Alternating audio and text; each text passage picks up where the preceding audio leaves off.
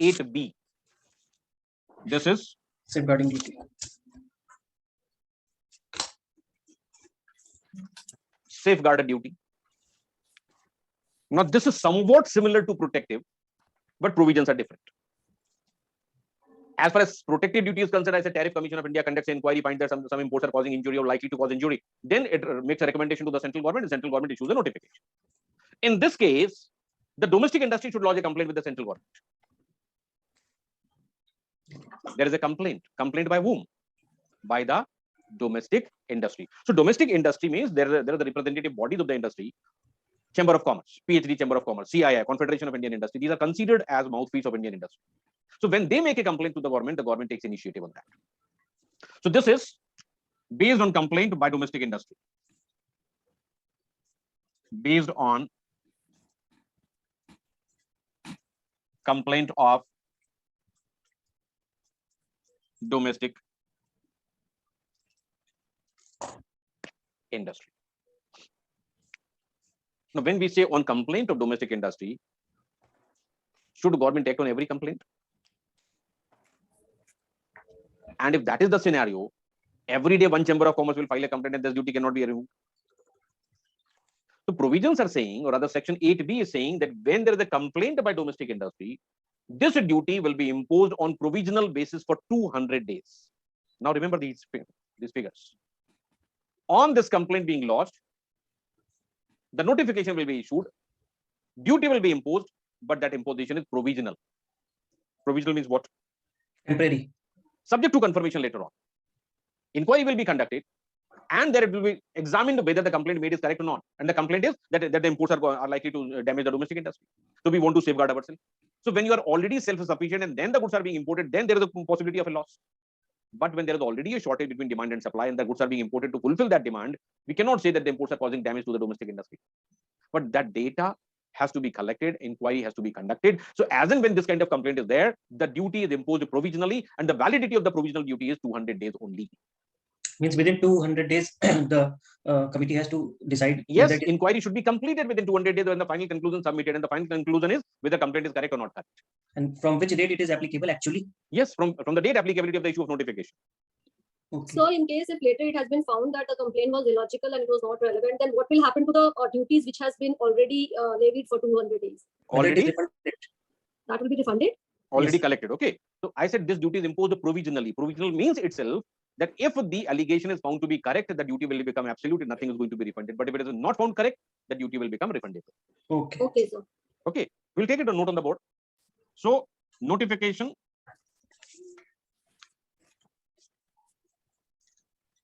is issued for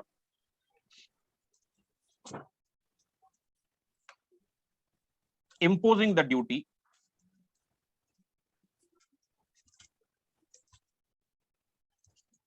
provisionally. Underline this word, provisionally.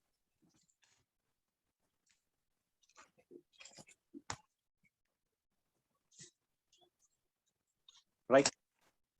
Validity of a provisional collection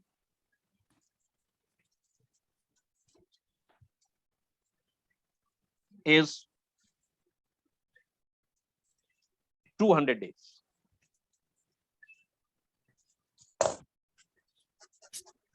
During this period,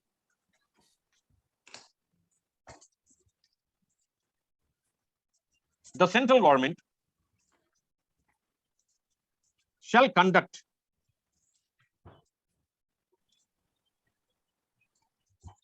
inquiry to determine correctness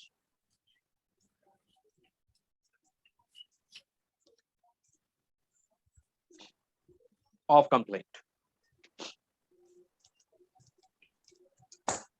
Suppose in 200 days, sir, it is not completed, then खत्म हो जाएगी नया notification for this provisional safeguard. अगर 200 days में government ने inquiry complete नहीं की, the whole amount collected within those 200 days will have to be refunded because it is presumed that there is no genuineness in the complaint. So it is very strong obligation that complete the inquiry within that 200 days. Okay. Right. Now, when the inquiry is completed, what will happen?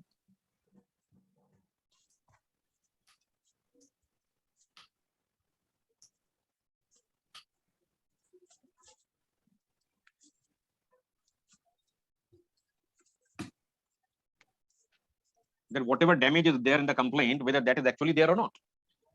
Right. So you can say that when the no damage is found, it means complaint is not genuine or complaint is not correct. In this situation, duty collected provisionally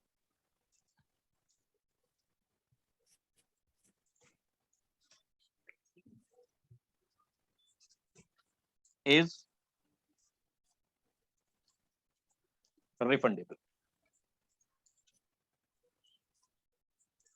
In this case,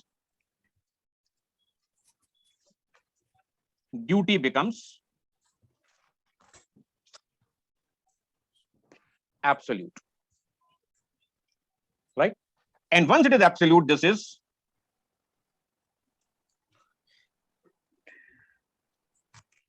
valid for 4 years. Extensions may be allowed by central government. Maximum duration of this duty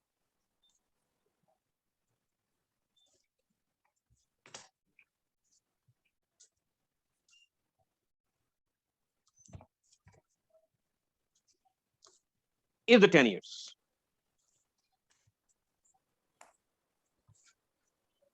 So when the duty is refundable, should we Mhm. apply for refund or they will automatically give us the refund? No automatic refund. We'll have to apply. Yes. So in case we're not aware, then we have to forego the refund then. Hmm? In case we're not aware, then we'll have to forego the refund. Yes. खत्म हो जाएगा. अच्छा मुझसे logical question आपसे पूछता हूँ. हाँ. Suppose you are the importer. हाँ. And you have paid the duty provisionally and you have sold the goods to me, including that amount of duty that you have paid provisionally. Later on amount becomes refundable, right? To whom the refund should go? The ultimate buyer, I think. How the department will know? Department. Khushbu, think logically. To whom refund will go? To the importer. No? And nobody. To the importer. Importer is already, you have already recovered the amount from me.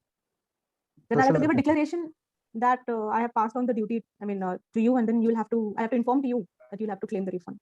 The process of refund that is covered under section 27 of the Customs Act. So every time a person is making application for refund, he has to submit the documentary evidence that he has paid the duty, he has borne the burden, and the burden has not been passed on to anybody. Yes. That is called doctrine of unjust enrichment. Unjust enrichment. Got it? Yes. That is doctrine of unjust enrichment.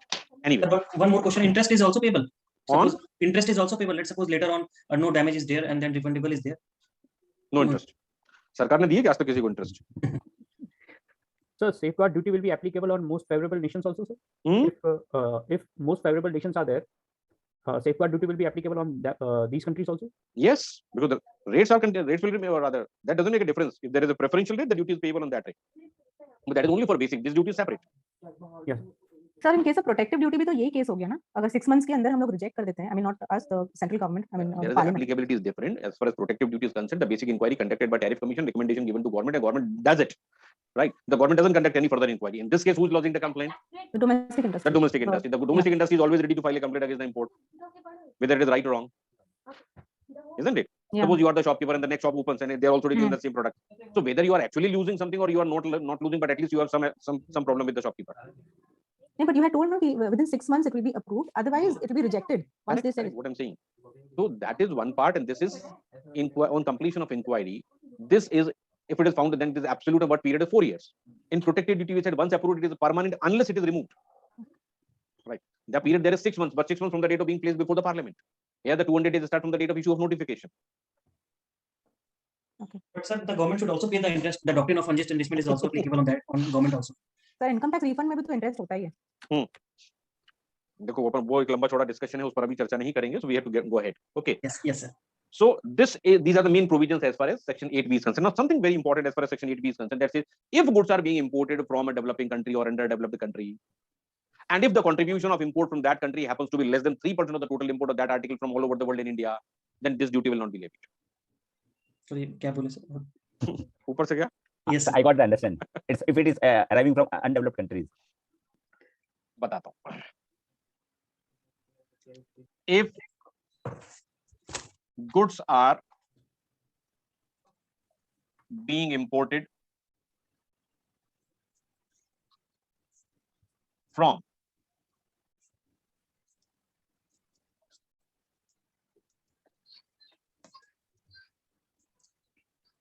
developing country. If goods are being imported from developing country.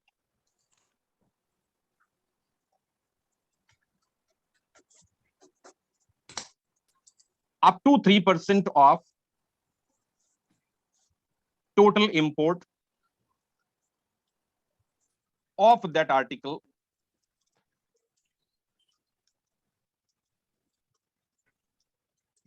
in India.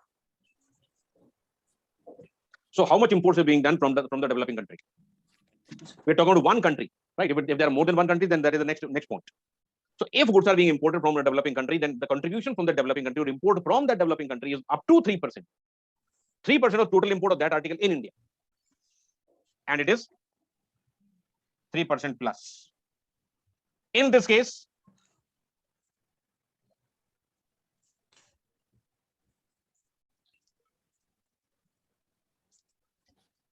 safeguard duty will not be levied, but only for import from that developing country. Other countries, this will be levied. Even if it is a developing country, but the contribution of the import from that country happen to be more than 3%, then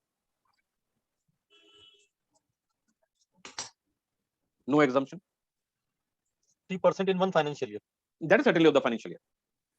And entire calculation is based on the preceding financial year. So the percentage of import will be computed on the basis of import during the preceding financial year. Same will be applicable for protective duty as well. Same is No. This is only for safeguard duty. This kind of provisions are not there for any other duty. So let's suppose it is first year of importing from developing country. Then last year, preceding year is there. It is. Exemption chala jayega. Then there is no calculation. Okay. This can come only the second year. Okay. So when the goods are being imported from a developing country and the total import from that country doesn't exceed 3% of the aggregate import of that same article in India from all over the world, then the duty will not be levied, but only from that country. And if the contribution happens to be more than 3%, no exemption, means duty will be levied.